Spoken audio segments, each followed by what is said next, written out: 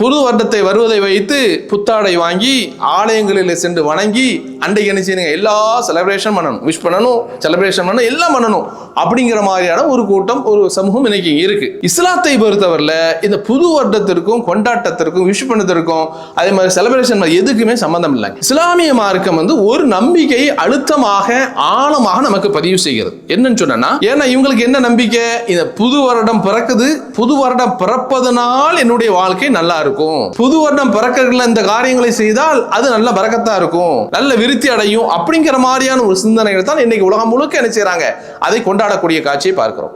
ஆனா இஸ்லாம் என்ன சொல்லுதுன்னா, நீ கொண்டாடாத, நீ கொண்டாடுற நாள் எப்போ தெரியுமா, உங்க அம்மா வயிற்றில் இருக்கும் போதே முடிஞ்சு போச்சுக்காத. ஒவ்வொரு மனிதனும் தன்னுடைய தாயினுடைய வயிற்றில் இருக்கின்ற போதே அல்லாஹ் அவனுடைய விதியை எழுதி விடுகிறான். அதற்குன்னு அல்லாஹ் ஒரு மலக்க வச்சிருக்கிறான். அந்த மலக்கு வர்றாரு, இந்த மனிதன் உணவு என்ன, ஆயுள் என்ன, என்ன காரியங்களை செய்வான், நல்லது செய்வானா கெட்டது செய்வானா, எவ்வளவு நாள் வாழுவான் என்கிற எல்லா டீட்டெயில்ஸும் என்ன செய்யுங்க முடிஞ்சு போச்சு. வயிற்றுக்குள்ள இருக்கும் போதே என்ன செய்யறான், எல்லாம் முடிச்சிடறான். அப்ப அதனால இந்த புத்தாண்டு பிறக்கிறதுனால பழைய ஆண்டை திட்டுவதோ புத்தாண்டை வரவேற்பதோ வாழ்த்து சொல்வதோ இல்லை.